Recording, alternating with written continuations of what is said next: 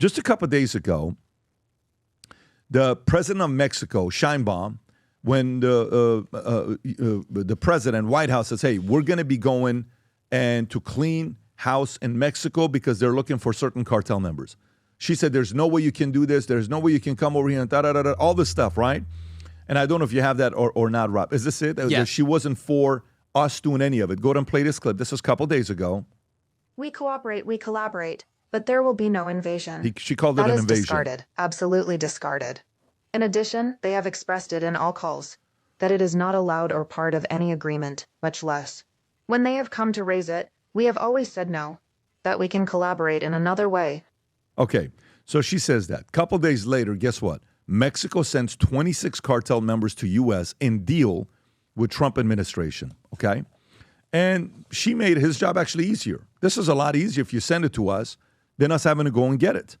So this story is the 26 high-ranking cartel figures to the U.S. on Tuesday, including Abigail Gonzalez Valencia, leader of the Los Cuños, allied with Jalisco New Generation Cartel, the CJNG, and Roberto Salazar, wanted for the 2008 killing of L.A. County Sheriff Deputy as part of a deal with Trump administration to combat drug smuggling. Mexican Security Minister Omar Garcia Harfuch stated at a Wednesday news conference, these transfers are not only a strategic measure to ensure public safety, but also reflect a firm determination to prevent these criminals from continuing to operate from within prisons to break up their networks of influence. Rob, can you play this clip? Jalisco and Noreste cartels to the U.S. That also includes one suspect who is accused of participating in the 2008 killing of a Los Angeles County Sheriff's deputy. Attorney General Pam Bondi writing, quote, these 26 men have all played a role in bringing violence and drugs to American shores. Under this Department of Justice, they will face severe consequences for their crimes against this country. From what I'm reading, these 26 individuals, cartel members or leaders, I believe that the U.S. promised to seek the death penalty in order, as part of the deal to get them here. What's Mexico's, what is their incentive to send those folks here?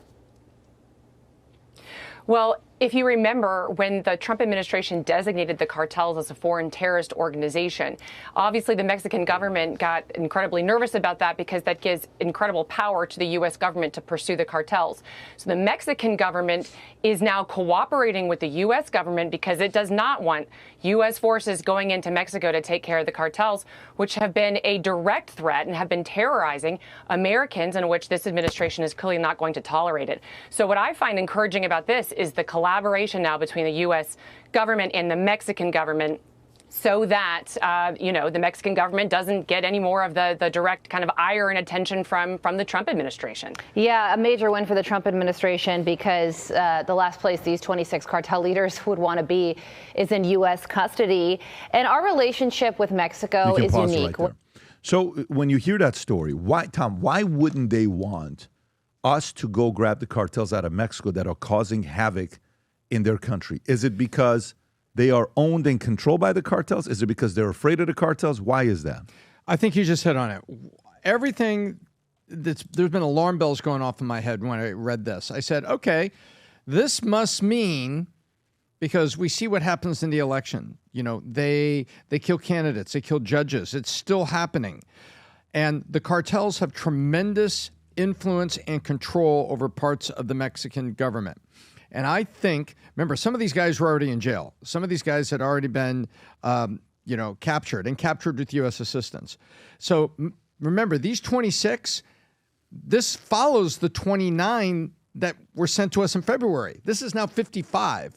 And so I think that some of the cartels that are controlling the Mexican government are giving up guys that are in prison because they don't want the U.S. military coming across the border and disrupting on a wide scale. Because watch, which is operating, Vinny, check this out, which is operating and which is not operating. The guys in prison have influence, maybe they call shots, but they're not really operating. The guys on the ground are operating. Mm-hmm. They're operating everything they've got, the human trafficking, the drug manufacturing, they're operating all that. The minute we come across the border and we put raids, we disrupt operations. Meanwhile, they just take 26 guys out of prison who may be calling the shots, but they're not operating. Do you see where I'm going? Mm-hmm. So I think the cartels are like, man, we do not want the U.S. military coming across here and busting up the stuff that we got going right now. We can't have this. And I think there's this very delicate détente and a negotiation where I believe the cartels have influence and said, you know what, these guys are in jail, kind of screwed. We're not going to get them out of jail. If they get released, the U.S. is going to freak out anyway. Why don't we just send these 26 over the same way we sent 25 over in February? I think it's that way. I don't think this is the Mexican government standing up and being all noble and purely law and order stance and looking forward and protecting these citizens. I don't think that's the story here. Vinny. Well, I think.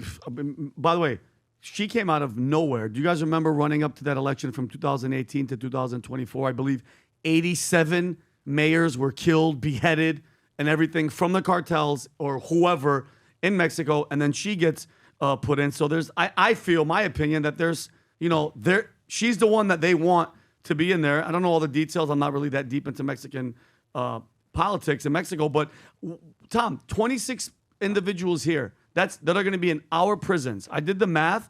That's cost per year. For, let's say, 30 years, they're going to be in here, not the ones that they execute, $65,000. So we're talking about the American taxpayer is going to be paying roughly $31 million to $51 million to have these people here to take care of them for the rest of their lives, not including medical costs or this or that. Why are we taking them? Why can't they just deal with these problems, keep them themselves, and hold their foot to the fire in terms of justice? According to them, they have lowered homicide by 25% in Mexico. Can you verify this, Rob? If Sheinbaum has lowered homicide in Mexico by 25%. Apparently they have. Now, again, that's their data. I don't know. They're saying they have. But Pat, why do we need to, why should we, can't they put them in jail and do why do we need to take them in and take care of these people? Not the ones that are going to get the chair, because we're going for the death penalty, especially the ones that are trying to kill or have killed cops. Why can't they just keep them in their prison? Well, I'm still confused on why do we have to take these people in? Why are we cut a Why are deal. we taking all 26 of these people? They cut a deal. And to do what with them? But what can't they? If the guy killed a cop or killed whatever, can't they give them the death penalty there? I'm coming across, and I'm going to do this myself. And they're like, we don't want Trump to do that. Just take the bodies yourself. Here, I'll give you 29 guys in February. I'll give you 26 here. That's 55. Take them, fill them full of sodium pentothal, make them sit naked on a hibachi, get their attention, and get all the information you want from them. You don't think that there's probably some of that going on? Okay. We're good at that. I got you. Okay, so this is like we're not going to come and invade. In her first year, approximately 11 months, Sheinbaum has achieved a 25.3% reduction in daily homicides, which fell from 86.9% to 86.9 a day to 64.9. This marks the lowest levels since 2015. So she's doing something. To give her credit, she's doing something about it as well with numbers. And Rob, is it true we don't have a military base in Mexico? I don't think we do. Can you check that we don't have a military base in Mexico? I mean, look, if you think about one of the issues, top 20 issues, Trump, 47. You know what was? Yeah, we don't have a military base in Mexico. Okay, that makes sense.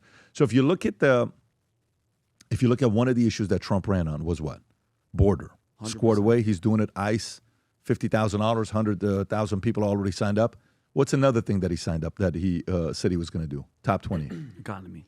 Fentanyl. Oh, yeah. Okay. This is the fentanyl promise.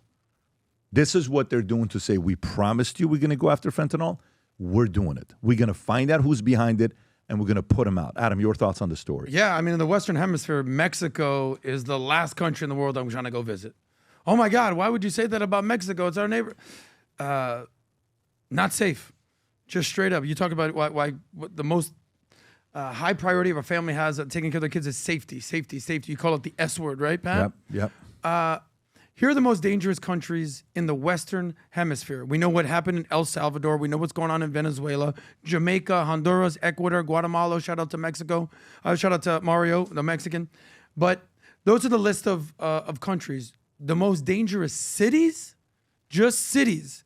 Jalisco is up there? Oh my! It's all Mexico. The top 10, 9 of the top 10. Colima, Mexico. Ciudad Obregón, Mexico. Zamora, Mexico. Manzanillo, Mexico. Tijuana, Mexico. Ciudad Juarez. Throwing a little Port-au-Prince, Haiti in there. Yeah. The most dangerous cities you could possibly go visit. Now, I know everybody in Miami is like, I'm going to Tulum. Stay in Tulum, bro. Don't leave Tulum. All those cities, you will get decapitated. By the way, little fun fact, there's a couple of cities in the United States that are close to the top 10. Jackson, Mississippi, Memphis, Tennessee. Clean it up, boys.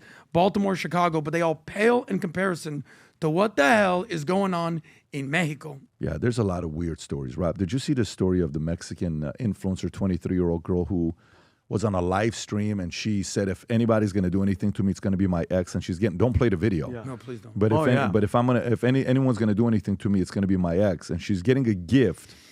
Apparently, she's getting a gift. While she's getting the gift, and she gets killed. Beautiful girl. Which is a top member of the Brutal Jalisco Nueva, the whole CJNG, and is also suspected of murdering a Venezuelan model in 2000. Her body was found dumped in a sewage canal. This happened. The story of this 23-year-old Marquez was shot on May 13th.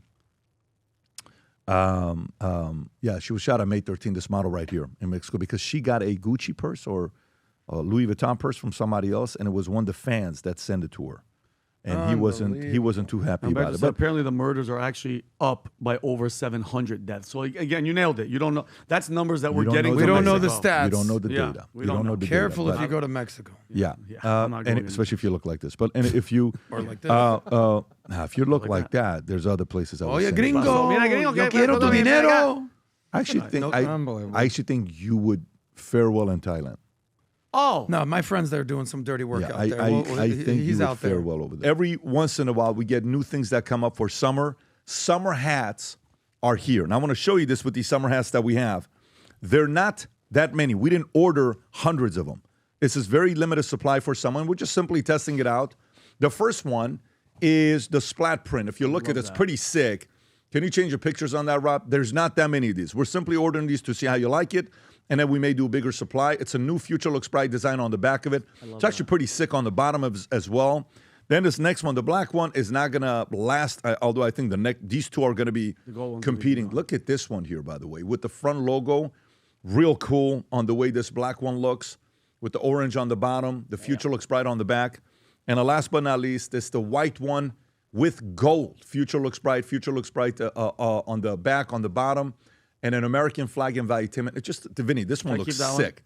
Absolutely. Look at how this one looks. This one looks absolutely sick. I'm going to keep this one. And so they're out now. Gang, go place an order. When you do place an order, a gift comes with it as well for the first 100 people that placed the order. But those are the new hats that came in on Valuetainment. Summertime, go represent Future Looks Bright gear. They just came out this week. If you enjoyed this video, you want to watch more videos like this, click here. And if you want to watch the entire podcast, click here.